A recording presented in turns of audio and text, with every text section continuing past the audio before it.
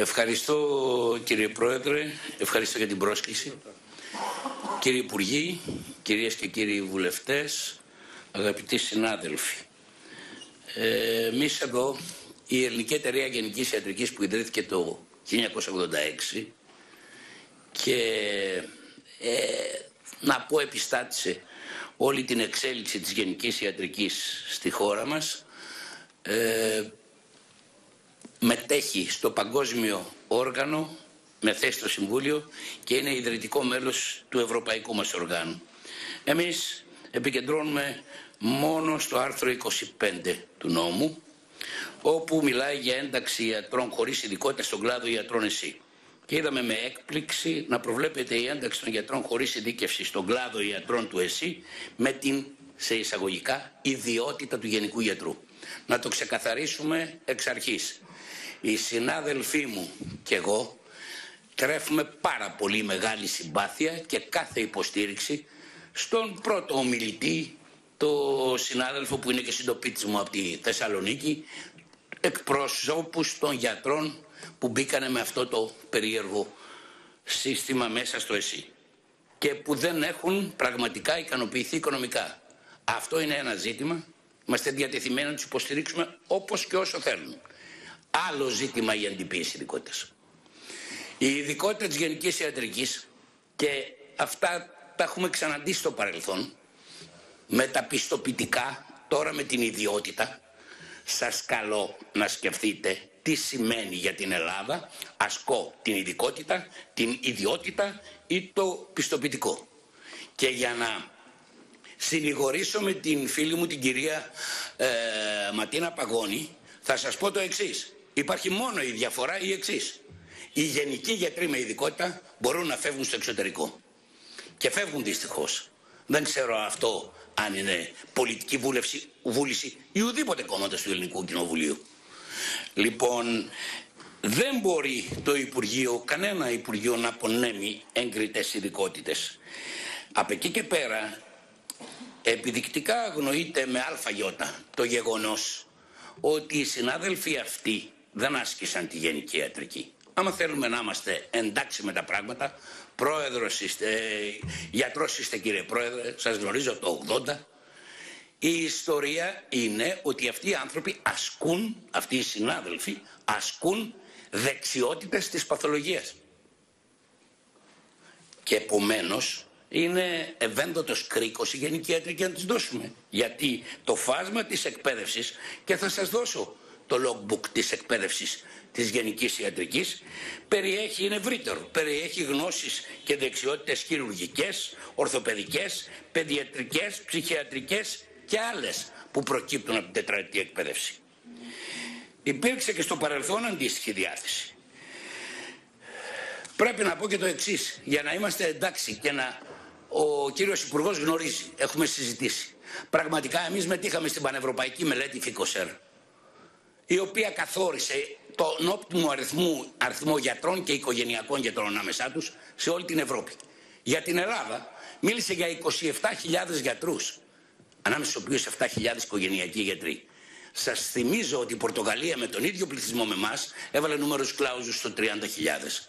Ωστόσο, εμείς γνωρίζουμε ότι πραγματικά χρειάζονται 6.500 με 7.000 γιατροί. Γνωρίζουμε ότι λείπουν 2.500 με 3.000 γιατροί από τη φαρέτρα του Υπουργού, του εκάστοτε Υπουργού, για να μπορέσουμε να έχουμε οικογενειακό γιατρό. Μα δεν είναι αυτός ο τρόπος. Από δεκαετίας έχουμε μιλήσει και έχουμε κάνει πρόγραμμα on the job training, δηλαδή εκπαίδευση σε λειτουργία. Και να σας πω το νόστιμο. Επειδή το ανακοινώσαμε στη Vonka Europe, η Τουρκία το πήρε, το εφήρμοσε και ο Τούρκος Υπουργός Υγείας μας φώναξε να το δούμε. Κάνανε 21.000 γιατρούς οικογενειακούς με διετή on the job training. Εν πάση περιπτώσει, ξέρω ότι σας έχω ευχαριστώ πολύ για την ανοχή, θα πω κάτι. Επειδή έχουμε υποστηρίξει την Ένωση, θα τα πει ο κύριος Μαριόλης, Επαγγελματικής Ένωσης αυτά, στο παρελθόν, για να κερδίσει, και κέρδισε τη μάχη στα ευρωπαϊκά δικαστήρια, δεν υπήρξε καν μάχη. Δεν θέλουμε να μπούμε σε αυτή τη διαδικασία, γιατί την προηγούμενη φορά προβλεπόταν πρόστιμο για την Ελλάδα 41 εκατομμύρια. αν φαλκίδευε την ειδικότητα γενικής ιατρικής. Μη μας βάλετε σε αυτό το δίλημμα.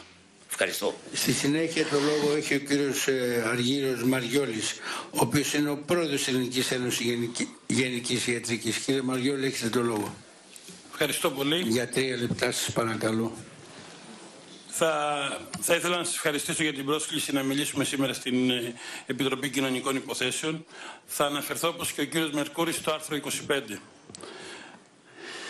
Πιο συγκεκριμένα, δεν άκουσα στην αίθουσα τουλάχιστον κανείς να ρωτάει τι σημαίνει πιστοποιητικό γενικής ιατρικής, τι σημαίνει ειδικότητα γενικής ιατρικής και τι σημαίνει ο καινούριος όρος ιδιότητα γενικού γιατρού.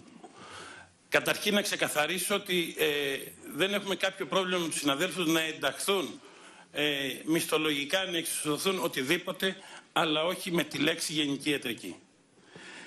Επομένως θα είμαστε η μοναδική ειδικότητα που θα έχει, αν περάσει αυτό το άρθρο, ιδιότητα, πιστοποιητικό και ειδικότητα.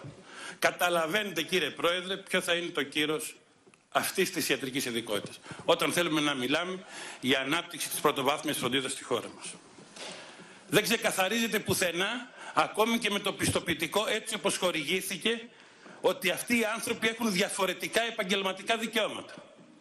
Γνωρίζουμε πολύ καλά αυτό το περιβόητος τίτλος πιστοποιητικό πώς χορηγήθηκε στη χώρα μας.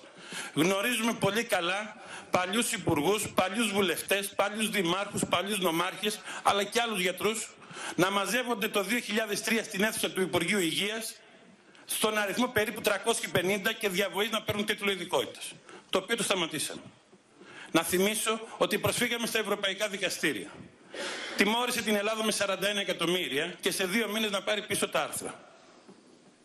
Καταλαβαίνετε ότι αυτοί οι γενικοί γιατροί που υπάρχουν και μοχθούν σε απομακρυσμένες περιοχές, κυρίως, αλλά και στα αστικά κέντρα, είτε ως ιδιώτες είτε μέσα στο σύστημα, πώς θα νιώσουν αύριο βλέποντας ένα τέτοιο ξανά πάλι άρθρο. Καταλαβαίνω ότι τον κόπο αυτών των ανθρώπων, αλλά η πολιτεία εδώ δεν τους φέρθηκε άσχημα. Να θυμίσω στον πρόεδρο, γιατί δεν το έψαξε καλά, της εταιρείας του παιδί, ότι η γενική ιατρική θεσμοθετήθηκε το 1985 μαζί με την κοινωνική ιατρική, την ιατρική της εργασίας 32 χρόνια. Επομένως θα μπορούσαν αυτοί οι άνθρωποι, τους δόθηκαν αρκετές και κυρίως τα πρώτα χρόνια δυνατότητες, ακόμα και με 6 μήνες τότε. Πλέον τώρα με βάση το ευρωπαϊκό δίκαιο θέλουμε 2 χρόνια εκπαίδευση. Να μπουν στο σύστημα αλλά χωρίς τον τίτλο. Συνήθως η ιστορία όμως αποστρέφεται την ηλική διάσταση και επειδή ακούγεται ότι ο αριθμός των γιατρών που θα τους χορηγηθεί ο τίτλος ειδικότητας είναι μικρός, αυτό δεν ισχύει. Γιατί μιλάμε για αυτούς που είναι ενταγμένοι, αυτοί που είναι πλήρους και αποκλειστικοί. Αυτοί που είναι απ' έξω με πιστοποιητικό γενικής ιατρικής, κύριε Υπουργέ, είναι περισσότεροι. Ο αριθμός μπορεί να είναι αυτός που λέτε και το πιστεύουμε, δεν λέμε όχι, αλλά αυτοί που δεν θα μπουν στο σύστημα και έχουν πιστοποιητικό πόσοι είναι. Είναι ένα ερώτημα. Αλλά η ιστορία θα μας δικαιώσει. Υπάρχει δεδικασμένο. Καταλαβαίνουμε την αγωνία. Το ξαναλέω για πολλοστή φορά. Αλλά δεν μπορεί να περάσει με την τίτλο γενικής ιατρικής. Αγαπητοί εκπρόσωποι των συναδέλφων, μην προσπαθούμε με αυτόν τον τρόπο να ξεθεμελιώσουμε μια ολόκληρη ιατρική ειδικότητα. Γι' αυτό, κύριε Υπουργέ, ζητάμε, έτσι όπως είναι διατυπωμένο, την απόσυρση του άρθρου 25. Ζητάμε ότι όποιος γιατρός θέλει να λέγεται γενικός γιατρός θα πρέπει να λαμβάνει την κατάλληλη εκπαίδευση. Όλες οι άλλες αποχρώσεις γενικής ιατρικής θα μας βρουν αντίθετους. Το καταλαβαίνετε, το έχουμε ξανακάνει στο παρελθόν και όλα αυτά σεβόμενοι τον ασθενή και τον πολίτη που μοχθούμε καθημερινά κάτω από αντίξωες συνθήκες σε μονάδες δύσκολες να προσφέρουμε πρωτοβάθμια φροντίδα υγείας και όχι αποσπασματική πρωτοβάθμια περίθαλψη. Ευχαριστούμε τον συνάδελφο. Συγχωρευόμενοι αρκετά χρόνια, κύριε Πρόεδρε, και κλείνω, θέλω να πιστεύω ότι δεν θα πάψει να υπάρχει ποτέ παράδεισος. Ευχαριστώ πολύ. Και εμείς ευχαριστούμε τον συνάδελφο. Κυρία Παγώνη. Κύριε Πρόεδρε. Παρακαλώ. Επειδή 5 η ώρα είναι η πτήση μου και με έχουν ρωτήσει 4 κόμματα, μπορώ να απαντήσω με την ανοχή των συναδέλφων? Ναι, κύριε Μποδοσάκη, μπορείτε. Ευχαριστώ πάρα πολύ όλους σας. Με ρώτησε η συμπολίτευση, η αξιωματική αντιπολίτευση και άλλα δύο κόμματα. Κοιτάξτε, επειδή πρώτη ρωτήσατε, απευθύνομαι σε εσάς κυρία Τσούφη. Το 1982 προς 83, σαν πρόεδρος της Πανελλαδικής Ομοσπονδίας των Αγροτικών Ιατρίων και μέλος του Γενικού Συμβουλίου της ΑΔΔ, κλήθηκα από το να ήμουν στο Γεννηματά να μετέχω σε επιτροπές για τον 1397 για τον νόμο του ΕΣΥ. Σας λέω λοιπόν ότι το 1983, με το δικό μου χέρι γραμμένο το άρθρο 26, σε θέση επιμελητών Β, όπου προβλέπεται ειδικότητα γενικής ιατρικής, μπορούν να την καταλαμβάνουν και γιατροί άνευ ειδικότητας, εφόσον έχουν τουλάχιστον 5 χρόνια. 6 μήνες χωρίς. Δεν τελειώνουμε 17,59 και 17,82, αν θυμάμαι καλά το νούμερο. Με 9 μήνες υπήρχε λοιπόν ένα περιθώριο 10 ετών, όπως έγινε και σε όλες τις ευρωπαϊκές χώρες, για να προλάβει μια μεταβατική φάση για να φύγει για την ειδικότητα. Αυτή τη στιγμή εγώ είμαι πρόεδρος μιας επιστημονικής εταιρείας, μιας ειδικότητας που αριθμεί 3.500 ειδικούς και ειδικευομένους γενικής ιατρικής. Όπως είπε και η κυρία Παγώνη, και τη σέβομαι, γι' αυτό είναι ζήτημα αρχής, ένας. Και δεν είναι ένας. Δεν είναι ούτε 38. Είναι πολύ περισσότεροι, γιατί υπάρχουν ιδιώτες. Και έχουμε ζητήματα συναδέλφων άλλων ειδικοτήτων εδώ στην Αθήνα με άδεια, σαν οικογενειακοί γιατροί που ασκούν σήμερα, έχουν κλείσει τις δικές τους ειδικότητες στο ιατρείο και κάνουν το γενικό γιατρό. Είναι γεγονός, και θέλω να τα λέμε τα πράγματα ξεκάθαρα, είναι γεγονός ότι τον τελευταίο καιρό δεν μπορούμε να συνεργαστούμε με το Υπουργείο. Ο Υπουργός και εγώ είμαστε πολύ φίλοι μέσω του Γενικού Γραμματέα. Ο Γενικός μου Γραμματέας ήταν διευθυντής στο Κέντρο Υγείας Περάματος και ο κύριος Υπουργός έχει λειτουργήσει στο Κέντρο Υγείας Περάματος. Δεν είναι προσωπικό το ζήτημα. Το ζήτημα είναι ότι η γενική ιατρική, εγώ την έχω μαζί με το φορέα της, τον επαγγελματικό, την έχω βάλει, έχω πει στους συναδέλφους ότι είμαστε υποδιωγμών. Ζητούμε να δώσουμε αιτήματα για τις εξεταστικές επιτροπές ειδικότητας, δίνουμε προτάσεις για το συντονισμό της εκπαίδευσης γενικής ιατρικής, διδακτορικά, μεταπτυχιακά, και μπαίνουν τη χάρπαστη χωρίς εμείς να μπορούμε να παρέμβουμε. Έχουν γίνει και από διάφορα κόμματα επερωτήσεις για αυτά τα ζητήματα. Εάν θα μπορούσαμε να έχουμε λύσει αυτό το ζήτημα άμεσα, αν υπήρχε διάβολος επικοινωνίας. Και το λέω καθαρά στον κύριο Υπουργό. Είναι πάρα πολύ απλό. Μπορεί να πει κανείς αυτούς τους γιατρούς ειδικού καθεστώτος, να τους πει ειδικού σκοπού, να τους πει ό,τι θέλει. Δεν μπορεί να τους πει ιονί γενικούς γιατρούς. Διότι στην ελληνική κοινωνία δεν υπάρχει καμία περίπτωση, δεν έχει καμία διαφορά. Και με τα πιστοποιητικά είμαστε αντίθετοι. Τι πιστοποιητικό, τι ιδιώτης, τι ειδικότης, στην Ελλάδα λειτουργεί το ίδιο. Και θα το ξαναπώ. Πού δεν λειτουργεί το ίδιο? Στο εξωτερικό. Μάλιστα, θέλετε οι καλά εκπαιδευμένοι γενικοί μας γιατροί να φύγουν για το εξωτερικό? Σας πληροφορώ επισήμως και μπορώ να σας δώσω στοιχεία. 2 γραφεία από τη Γερμανία, 2 από τη Γαλλία, 1 από την Ελβετία και 1 από την Μεγάλη Βρετανία, αν υπάρχει Χριστός, επικοινωνεί με την εταιρεία και λέει δώστε μας γενικούς γιατρούς. Θα μου πείτε γιατί η Βρετανία, είχα και εγώ την απορία. Με 31.000 τζιπίδες θέλει Έλληνες γενικούς γιατρούς. Είναι απλό. Οι τζιπίδες τους δεν κάνουν επίγοντα. Και επόμενα τους στέλνουν γιατριάδες στα νοσοκομεία τους μέσα στο Λονδίνο. Και τους δίνουν, να μην σας μιλήσω για μισθούς. Αγωνιζόμαστε να τους κρατήσουμε. Θέλετε να τους διώξουμε? Μας τους διώξουμε. Ευχαριστώ. Και εμείς ευχαριστούμε τον κύριο Ποδοσάκη.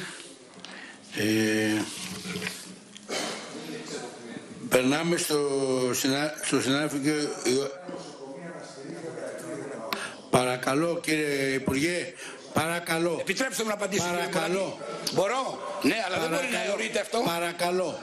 Παύλο, κύριε Υπουργέ, Με συγχωρείτε κύριε Υπουργέ, θα σας απαντήσω άμεσα. Κύριε Υπουργέ και κύριε Ποδοσάκη, τίποτα από αυτά που λέτε δεν γράφεται. Δεν είναι αλήθεια. Όχι, είναι προβλητικό ψέμα αυτό που λέτε εσείς, αλλά δεν το ξέρετε. Τους τραβάνε πάνω στις κλινικές και παριστάνουν τους καρδιολόγους και το ξέρετε.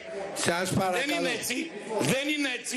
Δεν λέω εγώ ψέματα. Κύριε Ποδοσάκη, μη φωνάζετε, γιατί είμαστε γνωστοί σε αυτόν τον κόσμο. Μη ζητούν αντιποίηση ειδικότητος. Ναι, καταλαβαίνετε τι λέω οι γιατροί.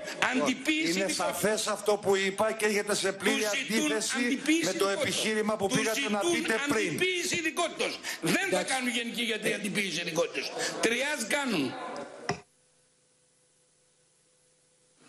Ευχαριστώ πολύ. Παρόλο που αναφέρθηκε και ο επιστημονικός φορέας, νομίζω ότι δεν έχει ξεκαθαριστεί σε αρκετούς. Υπάρχει άλλη ειδικότητα που να έχει τον όρο πιστοποιητικό γενικής ιατρικής στη σφραγίδα του? Να σας πάω στην πραγματικότητα. Υπάρχει άλλη ειδικότητα που θα έχει στη σφραγίδα του και θα λέει ιδιότητα? Και εδώ, εγώ τουλάχιστον ήρθα τόσα χιλιόμετρα από το νοτιότερο άκρο της υπηρετικής Ευρώπης στη Μάνη για ένα και μόνο λόγο. Είναι 38, είναι 48, είναι 58. Οι 3.500 τι λένε, γνωρίζετε, αυτή τη στιγμή που έκαναν 4 χρόνια, που για αυτή την ειδικότητα, και λυπάμαι κύριε συνάδελφε, ξαναλέτε πάλι ότι δούλευαν σαν γενικοί γιατροί. Δουλεύω 24 ώρες το 24ωρο, δεν έχω πάρει ποτέ κανονική άδεια και ακόμα δεν νιώθω γενικός γιατρός. Και είναι αυτοί οι γενικοί γιατροί. Η πολιτεία ποτέ δεν τους φέρθηκε άσχημα. Μπορούσαν να δουλέψουν. Μπορούσαν να κάνουν εκπαίδευση. Δόθηκαν κύριε Πολάκη, αρκετές φορές δυνατότητες σε αυτούς τους ανθρώπους να κάνουν ειδικότητα, να εκπαιδευτούν. Γιατί δεν το κατάφεραν, γιατί δεν προσπάθησαν? Και γιατί να δοθεί αυτή η ειδικότητα? Γιατί να δοθεί αυτή η ειδικότητα? Να έχουμε δηλαδή και με ιδιότητα. Και τα ευρωπαϊκά δικαστήρια μας δικαίωσαν 2 φορές. Δεν μπορεί να αποδοθεί τίτλος. Και συγγνώμη και τελειώνω, εγώ δεν θα πάρω πάνω από άλλα 20 δευτερόλεπτα. Οικογενειακός γιατρός, συνάδελφοι, στις περισσότερες χώρες η ειδικότητα λέγεται γενική οικογενειακή ιατρική. Και στην Ελλάδα θα γίνει. Το ΚΕΣ ήδη έχει το σχέδιο έτοιμο. Ούτε αυτός ο τίτλος είναι δόκιμος. Γιατί είναι ειδικότητα. Ευχαριστώ. Και εμείς ευχαριστούμε. Αυτό, ούτε να πυροβολήσουμε κανέναν. Είπαμε να ενταχθούν με κάποιον άλλον όρο. Αν θέλετε, δώστε τους την ειδικότητα της ορθοπαιδικής. Της παθολογίας, είπε η κυρία Παγώνη. Ευχαριστούμε τον κύριο